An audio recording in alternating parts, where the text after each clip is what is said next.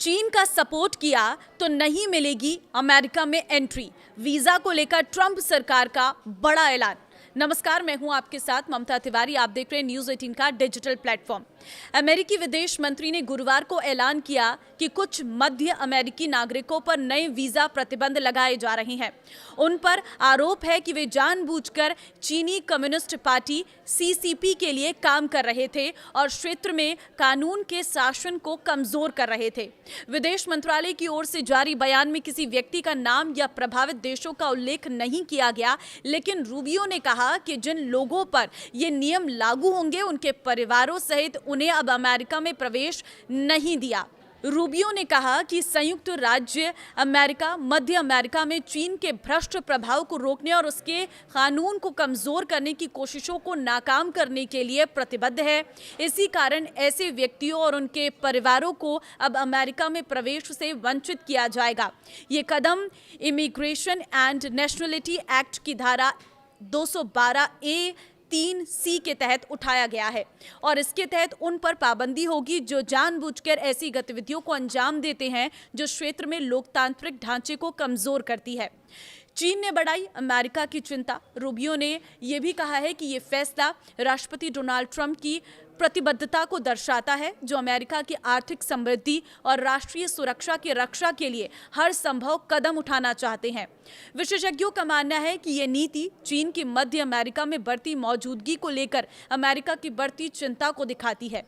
हाल के वर्षों में इस क्षेत्र के कई देशों ने ताइवान से नाता तोड़कर बीजिंग को मान्यता दी है। रूबियो के मुताबिक ये नया कदम ये संदेश देता है कि वॉशिंगटन क्षेत्र की सुरक्षा और स्थिरता बनाए रखने के लिए हर उपलब्ध साधन का इस्तेमाल करेगा। अमेरिका के राष्ट्रपति डोनाल्ड ट्रंप ने उच्चतम न्यायालय से शुल्क पर त्वरित और निर्णायक निर्णय का अनुरोध किया है। ट्रंप का कहना है कि अमेरिका के प्रतिद्वंदियों और सहयोगियों पर उनके द्वारा लगाए गए आयात शुल्क के बिना देश आर्थिक तबाही के कगार पर होगा।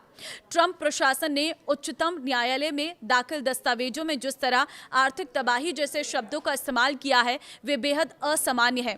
बुधवार रात उसने न्यायाधीशों से अपीली अदालत के उस फैसले में हस्तक्षेप करने और उसे पलटने का अनुरोध किया जिसमें कहा गया था कि ट्रंप के अधिकतर शुल्क आपातकालीन शक्तियों वाले कानून का अवैध इस्तेमाल है। फिलहाल ये शुल्क लागू रहेंगे। ट्रंप की टैरिफ नीतियों की वजह से दुनिया भर में उथल पुथल मची हुई है। वहीं दूसरी ओर अब दो बड़े देश भारत और चीन आपसी सहमति से अमेरिका को जवाब देने की तैयारी कर रहे हैं। एससीओ शिखर सम्मेलन में पीएम नरेंद्र मोदी ने रूस के राष्ट्रपति व्लादिमीर पुतिन, चीन के राष्ट्रपति शी जिनपिंग के साथ बातचीत करते हुए नजर आए। इस दौरान कई मुद्दों पर चर्चा हुई और डॉलर के मुकाबले नए पेमेंट सिस्टम को बनाने की तैयारी में है। तो देखिए, एक तरफ जहां चीन, रूस और भारत के रिश्ते मजबूत हो रहे हैं तो वह कहीं ना कहीं इसमें अमेरिका को जो है दिक्कतें होती हुई नजर आ रही हैं और ऐसे में अमेरिका की तरफ से लगातार अलग अलग देशों पर कुछ ना कुछ पाबंदी लगाई जा रही है। लेकिन किस तरह से ये रिश्तों में सुधार आएगा और ये इस वक्त जो अंतर्राष्ट्रीय मुद्दे बड़े हावी होते हुए नजर आ रहे हैं अलग अलग देशों पर, ये कब तरह से सामान्य होंगे, इस पर लगातार नजरें रहेंगी। लेकिन आप क्या कहेंगे अमेरिका की तरफ से लगाए गए चीन के इस पर ये नई पाबंदी पर? मुझे कॉमेंट में अपनी राय जरूर दें। नमस्कार।